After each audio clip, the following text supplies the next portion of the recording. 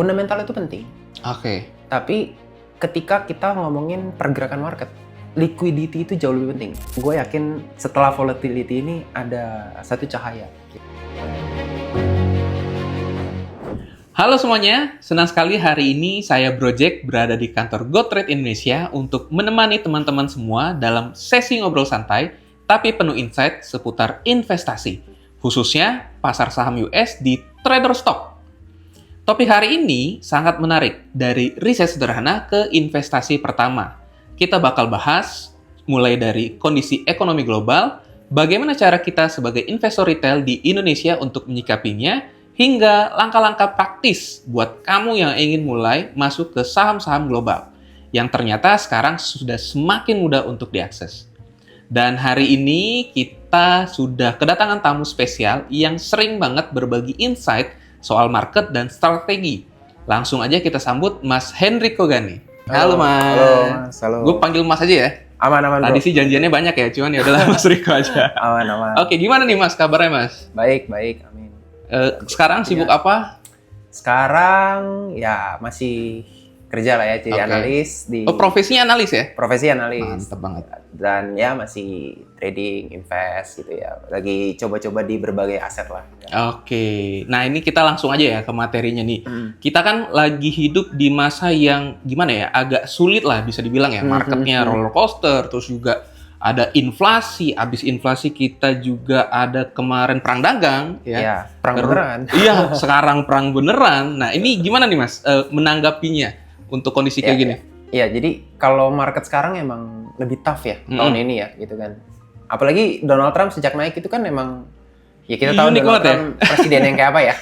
Dan emang marketnya lagi tough banget sih. Cuman gua pribadi, gua tuh yakin di setiap kesulitan pasti ujungnya cerah. Asik, Nah, gitu ya. kan. Jadi menurut gua, at the end kita market akan euforia lagi sih, gitu. Oke, oke lah. Tadi kalau kita bicara market akan fine aja. Cuman kalau dari banyak indikator ekonomi ya ada misalkan ya data inflasi dan segala macam. Indikator apa sih yang mungkin Mas Rico ini sering pantau atau yang gue pakai ini aja lah, simple kayak gitu. Oke. Mungkin karena basis gue top down ya, top down analysis ya. Jadi sebenarnya kalau indikator sih cukup variatif ya. Cuman gue pasti nyari yang berhubungan dengan dua. Oke. Satu growth, economic growth gitu kan. Yang paling orang tahu itu GDP kan, PDB gitu bahasa Indonesianya. Yang kedua tuh liquidity. Oke. Liquidity itu biasanya berhubungan dengan suku bunga, kebijakan bank sentral deh. Nah itu biasa gue perhatiin tuh kebijakan bank sentral, ya kebijakan pemerintah juga sedikit-sedikit. Sama satu lagi tadi, ujungnya gimana dengan pertumbuhan itu. Jadi kalau nama indikator ya mungkin beberapa ya, GDP, suku bunga, sama kebijakan pemerintah. 3 itu sih biasanya yang gue liatin. Oke, berarti tadi ya ada GDP dan juga likuiditas ya dari sisi suku bunga dan segala macam. Tapi kalau dari sisi ya sebagai investor lah ya yang tinggal di Indonesia, menurut Mas tuh apa sih tantangan terbesar kita ya buat ngikutin pasar saham US ya dengan semua kondisinya itu ya? Karena jujur aja kan banyak orang yang ngerasa mungkin jauh banget ya dari berita saham US. Mungkin kedengarannya ya saham-saham lokal mulu nih ya. Apalagi dunianya beda ya. Iya, Prabowo lah apa segala macam isu lokal. Cuman kalau dari Mas Rico sendiri kayak gimana? Sebenarnya to be honest ya, menurut gua buat dapetin berita tentang US itu nggak sesusah itu. Oh, gitu. oke.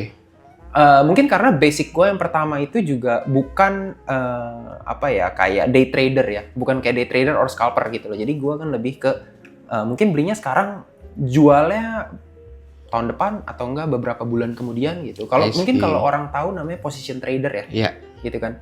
Jadi gue nggak terlalu kesulitan buat ngikutin berita karena setiap gue bangun gue ngelihat berita makro. Oke. Ya yang paling banyak berita mana? Pasti US gitu Ya, kan. tentunya. Ada berita lain bahkan kalau lu mau cari sampai Yunani pun ada gitu.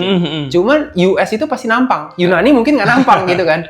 US tapi pasti nampang. Jadi apalagi dengan presiden seperti ini ya. Dia mulu dari nih. Twitter aja ada kan sekarang kan. Apalagi kayak semalam ya ada Donald Trump nge-tweet oil langsung wah. Iya, kacau. makanya menurut gua buat ngikutin berita AS, apalagi dari makroekonominya, itu nggak sesulit itu sih gitu. berita-berita common lah kayak Bloomberg, Reuters, CNBC, bukan CNBC Indonesia tapi kalau Iya, yang CNBC internasional ya, global ya. yang global Yang gitu .com kan. ya. CNBC.com itu berita-berita kayak gitu juga udah mencakup kok buat kita cari info ada apa di US gitu bro kalau menurut gua. Oke, berarti tadi ada CNBC dan segala macam itu kan mungkin dari sisi medianya ya. Kalau misalkan kayak sosial media atau apa, ada nggak yang Mas ikutin? Kayaknya nih asik banget nih ngikutin dia, infonya mantep banget. Aduh, zaman sekarang mah banyak bro.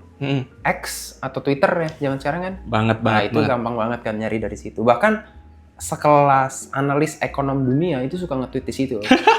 Iya kan? Gabut ya? Iya kan? Gue juga nggak tahu kenapa mereka di situ. Kayak kolumnis Bloomberg, even gue suka ngeliatin nulis di X gitu. Oke. Terus sosial media Instagram gitu.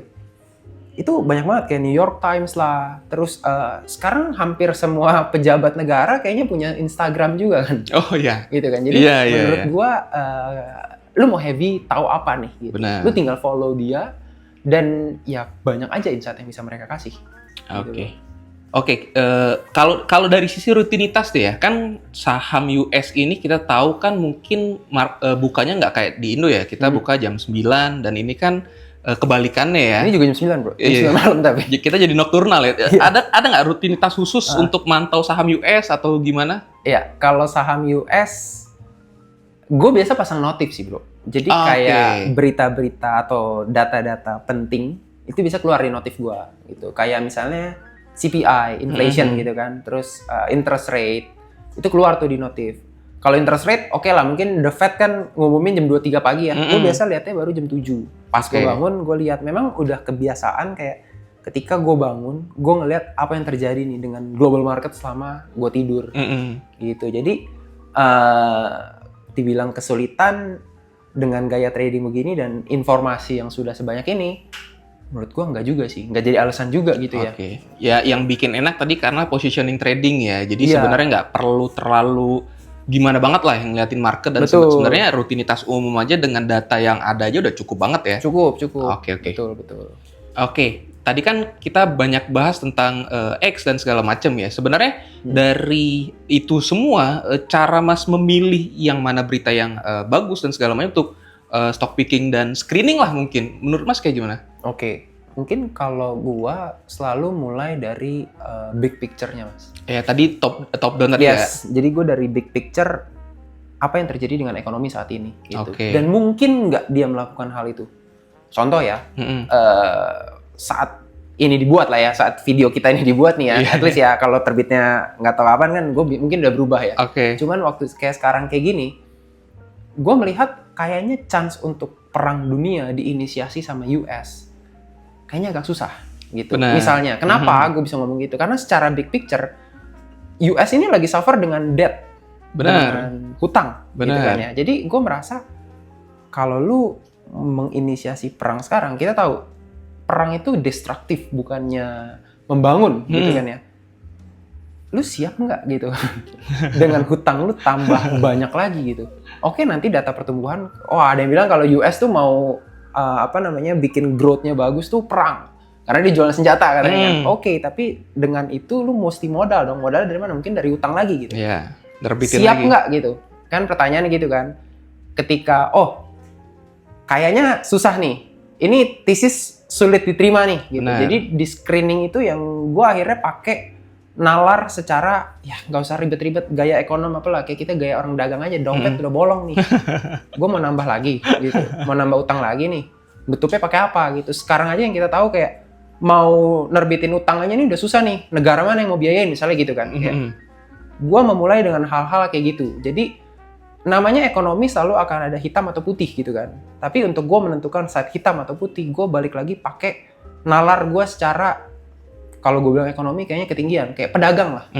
Gitu nalar. Mungkin nggak ya kayak gini? Mungkin akan ada kesalahan. Makanya kita harus punya namanya margin of error ya. Kayak kalau gue salah, gue harus ngapain nih porto gue gitu kan. Tapi basicnya adalah nalar dagang kita ini dulu nih. Mungkin nggak ya? Kalau mungkin, seberapa besar kemungkinannya? Mungkin itu sih Mas, kalau yang gue prefer ya. Kalau ini kayaknya nggak masuk akal deh. Oke, gue coba cari angle lain. Ada nggak nih? Kan Google sekarang gampang kan? Ketika di Google, ternyata ada yang sepemikiran sama gue. Oke, gue coba lihat deh perkembangannya dengan menggunakan tesis si A ini kita bilang gitu kan. Kalau dia bilang oke, dan tesis kita benar berjalan, oh berarti benar nih, kita kembangin lagi. Kalau ternyata salah, ternyata yang kita buang kemarin yang benar, kita harus cepet-cepet shifting. Porto kita tuh juga harus agile tuh.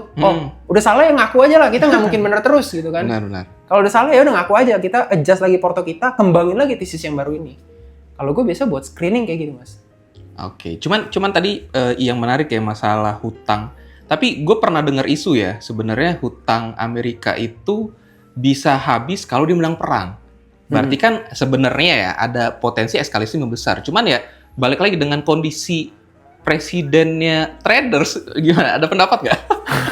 Karena kan kita tahu, mungkin orang overconfidence ya, oil naik tinggi dan segala macam. Cuman, presiden ini traders gitu loh. Dia nge-short enak banget gitu. Cuman nge-tweet, mantep. Nge-tweet dia bisa buy dip gitu kasarnya. Kalau nggak nge-short dulu, terus dia nge-tweet buy back di bawah gitu kan. Ya, kalau gua ngelihat itu sebagai short term noise, bro. Oke. Gua akan balik lagi, gua akan melihat big picture-nya.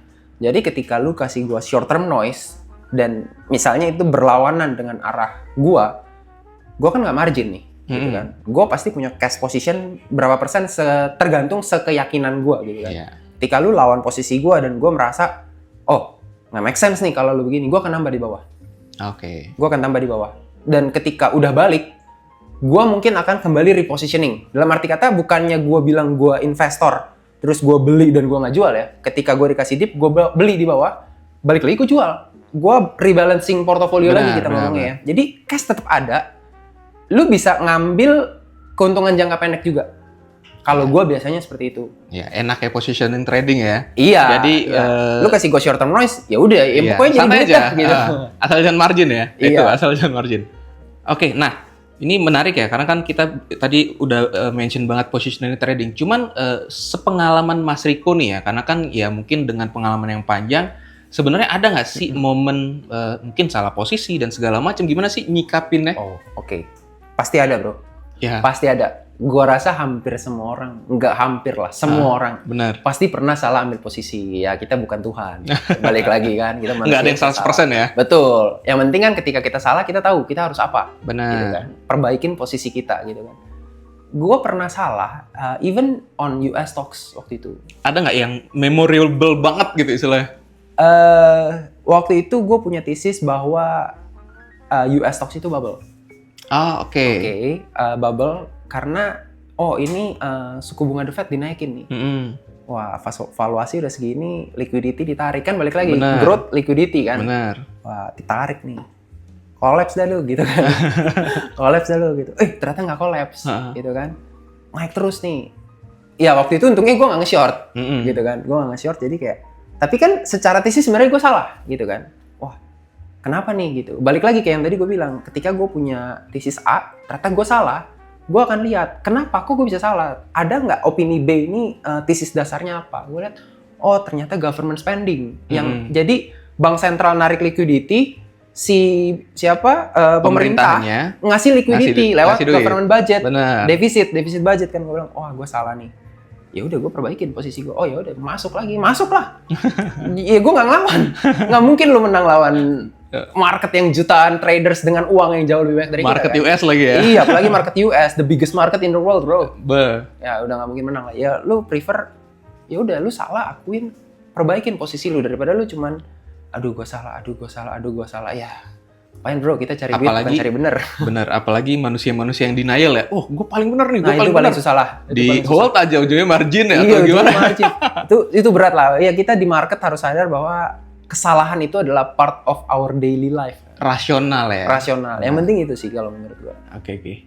Nice banget ya. Cuman gini, dari perjalanan Mas yang panjang ini, ada nggak sih aha moment yang bilang kalau, wah ini kayaknya memang ilmu makroekonomi ini penting banget. Karena kan mungkin kalau dari project pribadi kan project trader ya. Memang sesedikit mungkin lah ya baca berita. Karena gue lebih lihat time frame-nya lebih kecil dan segala macam. Cuman kalau dari Mas Riko sendiri kan tadi kayaknya emang deep banget nih di makroekonomi ya. Cuman ada nggak sih aha moment, kayaknya gue penting banget nih belajar makroekonomi buat gue mungkin atau buat di-share juga dan segala macam. Oke.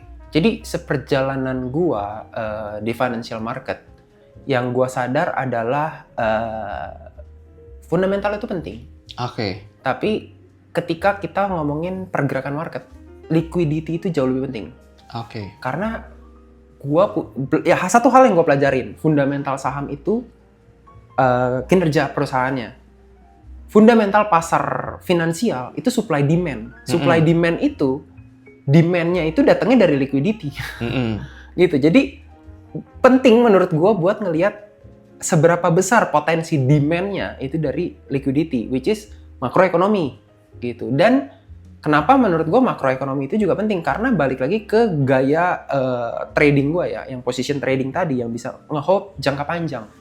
Mungkin kalau lu trader jangka pendek, bro, ya memang kan lu lebih mainin price action ya, gitu kan. Tapi ketika lu pegang jangka waktu yang lebih panjang, selain tren, karena kan akan banyak short term noise tuh, kayak tiba-tiba patah tren lah. Terus kayak, wah kalau nggak siap nih, gue harus cut loss dan mungkin besok ditinggal. Mungkin gue nggak nyaman. Gue pribadi ya, gue kan gaya banyak ya. Gue pribadi gue menyesuaikan dengan psikologis gue. Gue nggak nyaman ketika gue cut loss di bawah, terus gue beli di atas. Logika dagang gue, rugi dong gue. Walaupun banyak orang bilang nggak apa-apa, yang penting lu kan gain, gitu kan. Iya, cuman secara psikologis gue merasa rugi dong gue buang di bawah, gue ambil lagi di atas, gitu kan. Makanya untuk mengakali itu gue merasa gue harus tahu trajektori dia secara jangka lebih panjang, which is makroekonomi, supaya menghadapi market noise ini gue lebih nyaman, gitu loh. Ketika gue dikerjain, kasarnya dalam tanda kutip dikerjain, ya udah gue makan di barang lu nih, gitu.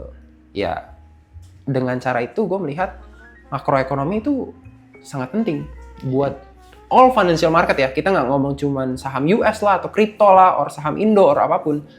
Semua supply and demand sih ujungnya. Ya jadi tadi ya, untuk meminimalisir noise tadi, mau nggak mau kan kita harus melihat view yang lebih besar ya, sehingga view lebih besar lebih relevan kalau kita lihatnya makroekonomi ya, karena tadi likuiditas itu sangat berdampak di makroekonomi ya, apalagi market US ya, yang likuiditasnya likuiditas gila banget di situ, bro. Kacau banget. Apalagi presidennya begitu juga sekarang. Nah, itu. Jadi mau nggak mau makroekonomi penting banget ya. Mungkin top down tuh kepake banget market US ya. Gitu.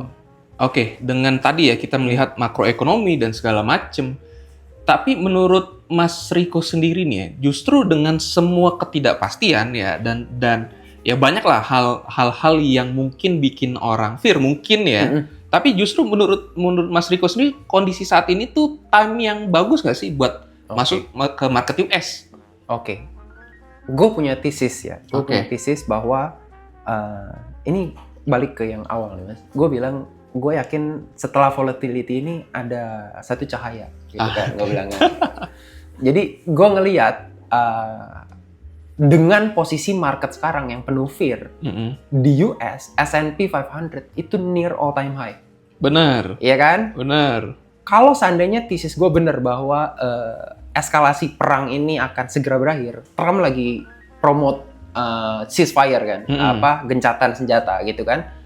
Kalau seandainya itu berhasil, fear orang itu hilang, kemana kira-kira S&P 500? Benar. Iya kan? Nah, itu menurut gua satu hal yang menarik. Buat pasar finansial global gitu. Jadi gua nggak ngomong US doang, apalagi di mana namanya GoTrade kan juga ada kayak buat Hong Kong ya, ETF Hong Kong. Benar gitu kan. Itu mungkin juga mungkin akan menjadi euforia di market gitu. Tinggal masalahnya nanti jualnya.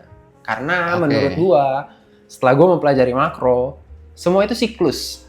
Jadi ketika itu udah euforia, lu nanya, masih bagus beli nggak? Gue akan lihat posisinya sekarang di mana nih. Benar. Jangan sampai udah naik, lu beli di atas, terus lu bilang, ini kemarin naik terus, besok kan juga naik terus. Belum tentu, bro. Hari ini naik, kemarin naik, belum tentu besok naik, gitu kan. Tapi untuk posisi saat ini yang gue ngelihat dengan fear yang sebesar ini, S&P near all time high, I think it's a good time to buy. Gitu sih. Balik lagi ke top down tadi ya, ketika marketnya sudah oke, ditambah sebenarnya kalau dari komoditas ketakutan, oil, emas juga udah turun juga kan. Jadi sebenarnya ya mungkin bentar lagi lah ya. Betul, dan makro, mungkin kalau teman-teman yang juga ngeliatin makro itu bakal sadar kalau kita ini S&P 500 di level near all time high ini dalam keadaan suku bunga tinggi. Iya, Once apalagi suku bunga diturunin, benar. liquidity itu akan banjir. Which Benar. means demand for, ya kalau keadaan damai risky asset pastinya. Benar. Ya, I think it's good enough. Risk return-nya ya, gitu ya. Gua nggak pasti ngomong 100%, bener. Tapi dari risk reward-nya, I think I like it gitu. Oke, ya jadi dengan kondisi makro yang kondisinya sudah seperti ini, udah mantep banget. Cuman kalau diinget-inget nih ya, dulu kenapa sih masuk saham US? Ingat nggak pertama kali beli saham Oke. US kapan atau sahamnya apa? Oke. Atau mungkin ya, mostly kan retail FOMO ya. Si Anu beli saham US, ikut. Cuman kalau dari Mas sendiri ada nggak Oke. momen apa gitu kayak market US nice juga nih? Oke, jadi awalnya gue ngeliat, awal gue mulai investing, gue mulai dari saham Indo, bro.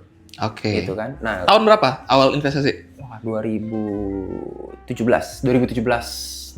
Ya, 2017. Oke. Jadi 2017 gue mulai dengan itu. Ketika gue mulai sadar makroekonomi, gue sadar makroekonomi pertama kali 2020. Oke. Waktu COVID. Ya. Jadi gue pas jatuh terus tiba-tiba lompat tinggi di saham Indo dan seluruh global gitu kan. Bener. Gue ketemu satu konten yang cukup menarik, katanya setiap kali ada quantitative easing dari bank sentral, it's a good time to buy stocks katanya. Bener. Gue analisa lebih jauh dong, kenapa Oke. nih kok bisa orang ngomong begini gitu kan. Gue nggak terlalu mentah-mentah. Pas gue lihat, berarti gue harus perhatiin makro dong gitu kan. Gue mulai belajar tuh makro. Pas gue belajar makro, tiba-tiba di otak gue mikir begini, loh, gue tebak-tebakan nih, wah ini bisa naik nih, wah bener naik, wah ini turun nih, wah bener turun. Kenapa gue mikir kenapa nggak ketika gue tebak ini naik, sekalian aja gue beli. Oke. Gitu. Jadi pertamanya itu, kenapa ya US the biggest economy in the world gitu kan, kayak ya otomatis kenapa gue nggak beli aja tuh saham US, or kalau gue mau resiko yang lebih rendah, beli aja indeks US. Indeks kan otomatis volatility-nya lebih kecil ya gitu kan. Beli aja itu, akhirnya gue coba beli. ETF dulu. Pertama gue beli ETF. ETF-nya ya S&P. Oke. S&P dulu, nyoba-nyoba kan namanya kan. Kan kalau terlalu gegabah takut juga kan gitu. Ya, kan. bener itu nice sutra ya buat teman-teman ya. Kalau mau masuk saham US, nggak usah langsung saham, ETF-nya juga boleh. Ya, ETF dulu. Jadi kalau gue nggak kenal satu pasar, gue bilang gini, oke, gue percaya pasar ini bagus, tapi gue nggak bisa stock picking. Beli aja indeksnya dulu. Boleh. Gitu kan. Gue beli indeksnya dulu jadinya gitu. Nah, di situ gue, bener nih gue. Nah, jadi duit kan. Akhirnya dari situ gue coba belajar. Ya udah, toh juga ini gue perlu kok untuk perkembangan pengetahuan investasi lah ya kita ngomong ya. Pengetahuan investasi gue, atau juga gue merasa investasi itu kayak game, bro. Ketika lu bener, lu dapet reward gitu kan. Jadi ya udah, gue harus mempelajari global. Kenapa gue nggak melihat opportunity di global asset? Benar. Daripada gue kayaknya cuman ngeliatin ini doang satu nih, ngapain gitu kan. Akhirnya ya udah, gue mulai dengan ETF itu yang paling pertama. Nah ya itu buat teman-teman ya tadi ya, buat yang baru mulai bisa ETF dulu. Cuman again ya, kalau kita bicara market US, kalau dari Mas Riko sendiri ada saran nggak nih ya buat teman-teman yang pemula atau suatu hal yang ramah pemula lah yang bisa lakuin untuk perjalanan pertama dia lah di market US? Ada saran nggak? Oke. Atau pelajarin ini dulu atau apa dulu? Oke. Gua rasa tagline dari salah satu brand bagus sih. Coba aja dulu. Oke. Coba aja dulu. Maksudnya gini, selalu akan ada first step kan untuk sesuatu gitu ya. Dan kalau kita ngomong, ini menurut gua investment itu nggak pasti untung loh. Ya invest tuh bisa rugi gitu. Benar. Lu mau menghasilkan uang, otomatis lu punya potensi kehilangan uang. Benar. Sama kayak orang bilang, lu mau jatuh cinta, lu harus siap patah hati kan gitu kan. Asik. Dalam banget nih ya. Dulu gue pujangga, bro. Nggak, jadi menurut gue gini, lu tuh mau mulai sesuatu, lu harus siap dulu downside-nya. Benar. Yang membedakan adalah ketika lu bisa ngontrol diri lu. Ya. Lu jangan nafsu pengen cuan gede dulu lah, lu ngertiin dulu. Jadi downside-nya lu bisa ukur gitu. Kasarnya nih ya, gue punya duit 10 juta. Lu masuk 10 juta, wah lu siap mati dong. Oke. Lu punya 10 juta. Oke, gue bisa hilang berapa? Gue bisa hilang 1 juta. Ya udah lu masuk aja 1 juta dulu. Gitu loh. Lu punya uang udah tumbuh nih. jadi 100 juta, lu udah mulai ngerti. Lu nggak mungkin dong kalau tadi 1 juta dari 10 juta 10%, lu nggak mungkin main 10% dong. Benar. Coba naikin dikit, misalnya 30%, 40%, 50%. Sampai lu merasa, oh gini loh mainnya. Oh kalau hilang, gue bisa hilang segini loh. Lu udah bisa ngukur, lu nyaman seberapa, masukin. Ini sama kayak bisnis. Lu nggak bisa gegabah karena, gue bisa bikin kopi paling enak di Jakarta. Lu buka, kopi yang paling enak itu belum tentu lebih laku daripada kopi yang sekarang udah menjamur di kota Jakarta ini gitu kan. Kopi keliling ya? Iya kan? Makanya gue bilang kayak, ya lu mulai aja dulu. Nggak harus lu bisa menguasai semua ilmu ekonomi baru lu mulai. Gue pun sampai sekarang masih belajar. Dan itu yang gue rasa lu kan juga di market ya. Benar. Kita terus belajar kan? Banget. Iya, nggak mungkin lu udah merasa, gue udah paling jago. Udahlah, kayak ini mah jadi duit. Nggak mungkin. Benar. Pasti kita masih ada loss, kita pasti masih belajar. Benar. Iya, so balik lagi ke tagline-nya brand tadi. Mulai aja dulu. Iya. Yang penting resiko lu ukur. Dicoba aja ya. Yes. Karena sebelum tahu ya gimana kita bisa tahu ya kalau nggak dicoba kan. Iya, betul. Lu cuman teori aja akhirnya kan. Benar. Percuma. Nggak jadi duit. Iya. Kebanyakan teori yang ada nggak trading, nggak cuan-cuan ya. Betul. Oke, tadi kan kalau kita bicara minimalisir resiko dan segala macam, cuman ada nggak sih caranya atau tipsnya ya gimana cara ngilangin rasa takut sebelum first trade? Karena kan mungkin ya umum lah ya kita tahu yang namanya trader itu kan pasti yang namanya manusia umum lah mungkin takut rugi atau mungkin dia greedy dan segala macam. Cuman ada nggak tips gimana cara ngilangin takut rugi? Oke. Kalau gua pertama kali gue mencoba sesuatu, gua alokasi dulu. Money management lah ya. Okay. Kalau bahasa financial planner kan money management gitu kan. Kalau seandainya gua ngerasa ini resiko kata orang kalau lu main ini bisa loss 50%. Oke. Gitu kan. Gua nurut dulu karena otak gua blank nih. Nah, Gua nurut dulu. Berarti gua bilang gua siap hilang berapa ya? Let's say 10 juta deh gua siap hilang. Berarti gua masuk 20 juta. iya. Oke. Kalau seandainya bener hilang 10 juta, gua tarik dulu tuh. Gue belajar lagi gitu. Kenapa gitu? Karena menurut gue gini, lu harus merasakan sakit itu dulu, baru lu mau belajar. Kasarnya kalau lu tadi gue bilang, gue 10 juta siap hilang. Terus ternyata lu hilang 10.000 nih. Ya mana berasa, mana belajar lu, bener gak? Benar. Lu nggak belajar lah, pasti lu kayak, ya udahlah cobaan doang. Besok juga dapat lagi gue cepan. Mungkin kalau kantor besok gajian juga dapat lagi. Kalau dagang mungkin 10.000 doang gitu dapat lagi gitu kan. Cuman kalau seandainya lu hilang 10 juta, sakit kan tuh kan. Wah, lu harus belajar tuh ngontrol supaya jangan greed-nya mulai kayak gue harus balikin nih 10 juta. Lu harus ikhlasin, oke, gue salah, apa yang harus gue pelajari dulu, kumpulin mental dulu. Oke, gue nggak kuat lagi nih 10. Misalnya gue cuma kuat 5, masukin aja 10 lagi. Lu main. Main tuh maksudnya kayak bisnis lah ya kan. Bisnis juga orang nanya, lu lagi bisnis apa? Oh gue main batu bara, main apa? Main kan. Gue bukan konotasi negatif ya jadinya ya. Main lagi lah tuh pakai 10 juta gitu. Oh bisa nih jadi duit nih gitu kan. Ya udah lu pelan-pelan aja, lu siapin dulu sampai mental lu oke. Let's say untung 2 juta tarik dulu, main lagi 10 juta, main. Oh gini mainnya, baru balik lagi lu tambahin gedein. Jadi lu jangan pernah merasa, wah ntar kalau gue rugi gimana? Pasti rugi, gue bilang. Pasti rugi. Lu kalau nggak pernah rugi, kalau lu nggak mau rugi, jangan terjun. Jangan terjun. Lu nggak akan berani untuk buka usaha, lu nggak akan berani buat investasi, lu nggak akan berani untuk apapun yang bisa menghilangkan duit. Gitu loh. Karena untuk lu menghasilkan duit, pasti selalu resikonya kehilangan duit. Kayak jatuh cinta tadi kan. Pasti akan ada selalu. Nggak mungkin lu nggak pernah patah hati tuh kayaknya, aduh. Gue belum pernah dengar gitu. Ya semua hal di hidup kita sebenarnya ada resiko lah ya.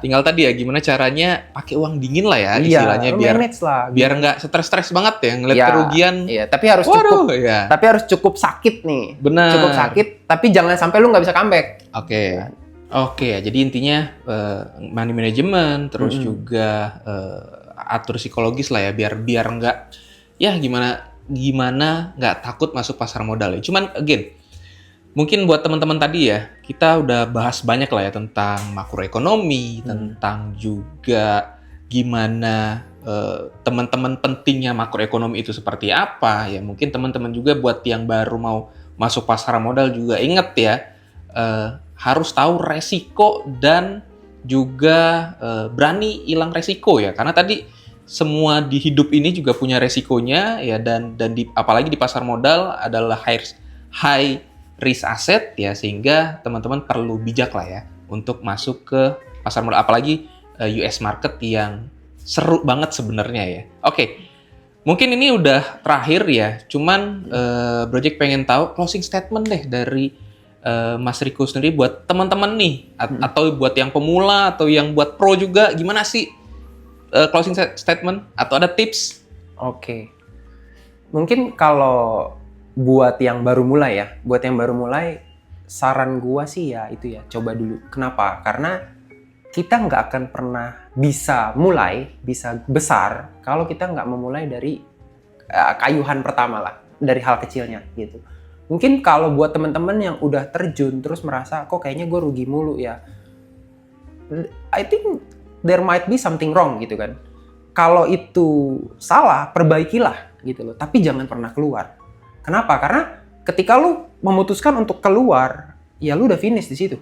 Tapi kalau lu cuman pause dan lu balik lagi, ya masih ada chance buat lu step up, mungkin jadi bigger than you ever think gitu.